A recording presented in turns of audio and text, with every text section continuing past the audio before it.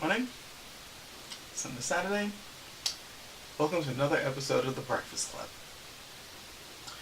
So, I am currently getting ready to build a new computer. I pretty much have most of my parts ready. I'm just waiting for the case to come in, and I will be probably building it sometime in the middle of this week. I've been planning on building a new machine for quite some time now. The machine that I'm currently using to make this recording, I built back in 2014. And while it's still pretty much working well, some of the parts, namely the processor and the motherboard, desperately need upgrading in this day and age, particularly with the new types of work that I want to do with it. I'm basically using an old chip. Anybody who knows anything about computers knows how old the AMD FX 8320 chip is. It's pretty old. It's been outdated by a whole lot of chips put out by Intel, and AMD's latest Ryzen chips blow this old one out the water. So I figured this year would be a good time to finally just, fork over some of that cash to build a whole new machine. Unfortunately, anyone who knows about computers also knows that right now is not a very good time to build a computer. Not really, not at all. It's not because of the parts that are on offer. In fact, they're pretty much cutting edge as ever. No, the problem has to do with good old supply and demand, or rather, interesting twist on it. You see, right now, RAM chips and particularly graphics cards are ridiculously highly priced right now. Just astronomically high in price. The reason for this is because there is a shortage of graphics cards. Big one, and a high demand for them. And the reason why that is because of the whole cryptocurrency craze that is currently going on. Right now, when it comes to Bitcoin or Ethereum or many of the other different cryptocurrencies out right now,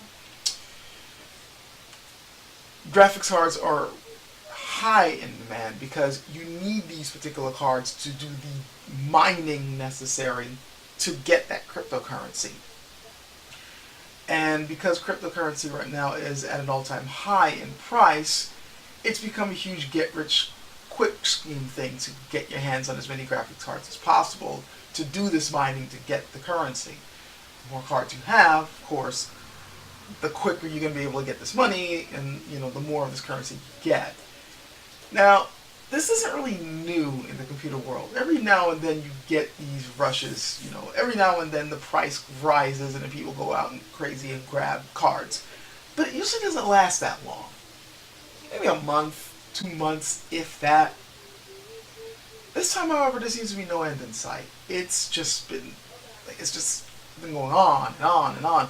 This has been going on since last year. I think about toward the end of October, November, all the way up till today, the current day. It's now March 3rd, and the bubble has yet to burst. We know it's going to burst eventually. We just don't know when. Needless to say, this has gotten many enthusiasts like myself who like to build our own machines. Let's just say we're not happy. In fact, many of us are quite pissed off. And in fact, for a while I was one of them.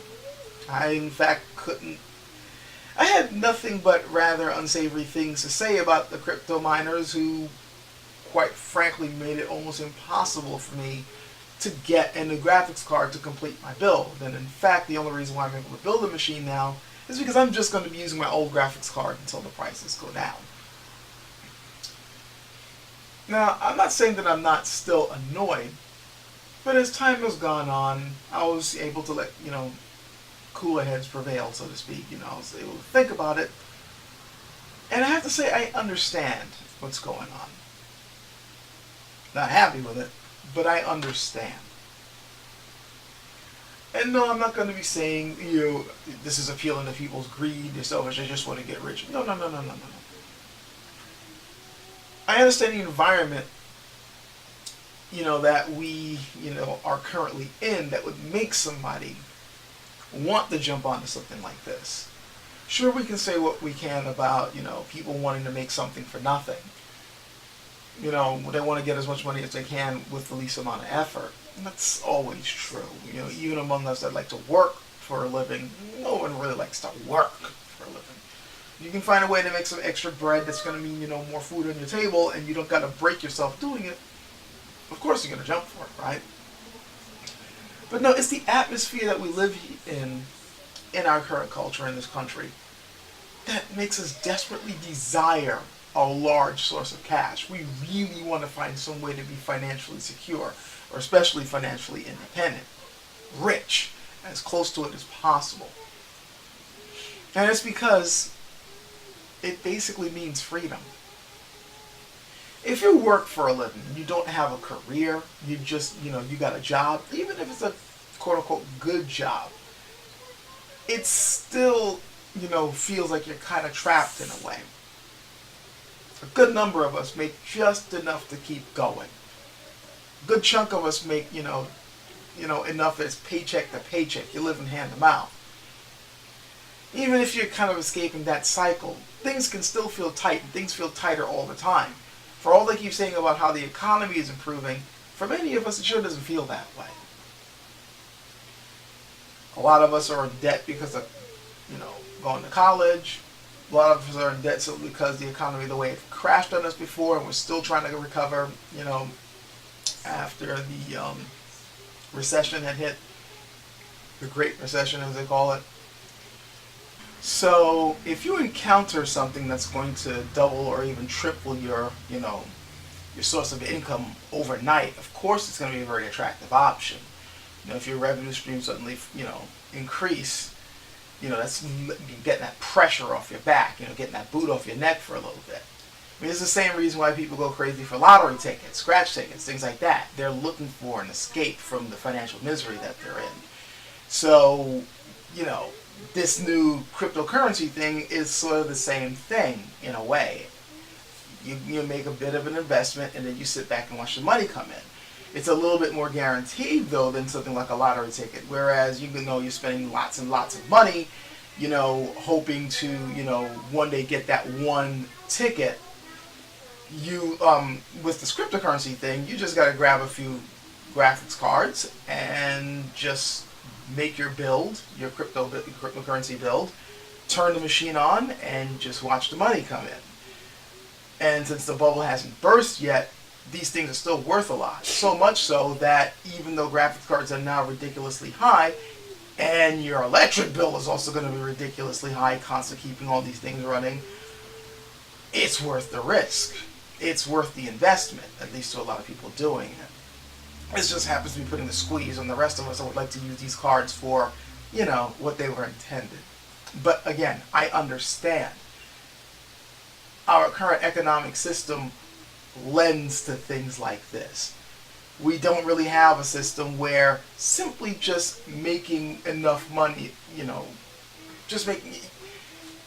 can't just live comfortably just doing your job. Unless you have a career. And even if you have a career, sometimes you can still feel a squeeze every now and then. What people really want to be is rich. That's what makes them ultimately feel that, okay, I've made it. Or at least as close to rich as possible. And even if, let's say, you're upper middle class, and you're able to make enough so that you got a savings and a big house and, more than one vehicle, not that much debt, and you go on vacations every year to islands or somewhere, you still want to be rich, don't you? Especially since you're able to see that they are able to get away with quite a lot. Everything from tax evasion to, even avoiding certain consequences for crimes. This is the system that we live in.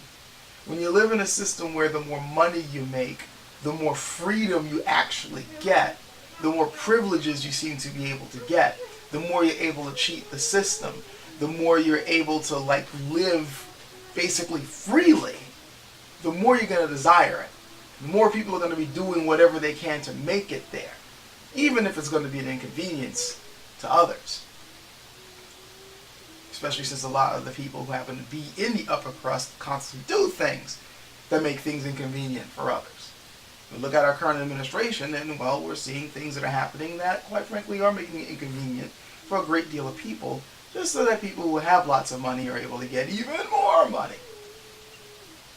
I mean, hell, do I need to talk about what happened with the internet and the current battle going on with, Ajit Pai and his, basically business-controlled FCC versus the wills of the people who wanted net neutrality? The current new tax laws that they put in that pretty much are giving most of the new tax cuts to the rich that have, quite frankly, pissed a whole lot of people off. I don't really need to go back and forth in this. There's plenty of videos on the Breakfast Club and elsewhere on YouTube that talk about this. But you guys know what I mean. We live in a climate where people are trying to find any way to get off of, the financial misery that they're in. To get away from that, to just get the pressure off their backs. And we're finding alternative means of doing it, not just by working a regular 9 to 5. We're even trying to find alternative jobs for that. This very platform that I'm putting this video on, in fact, people are making new careers out of that.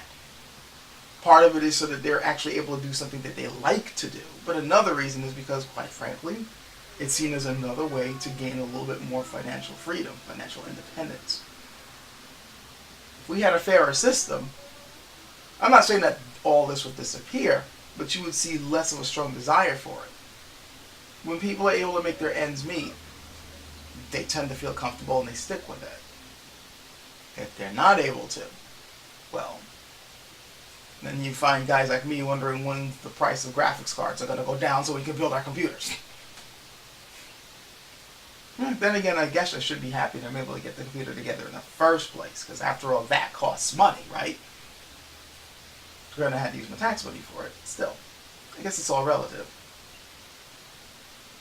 Still, I can't help but think about these particular problems as I'm seeing things that used to cost around $200 now costing close to $1,000 a pop, because a lot of other people are seeing it as a means to gain some more financial security. It's kind of nuts when you think about it. Anyway, just thought I'd throw that out there. It's just another thing for you guys to think about, and I'll catch you guys later.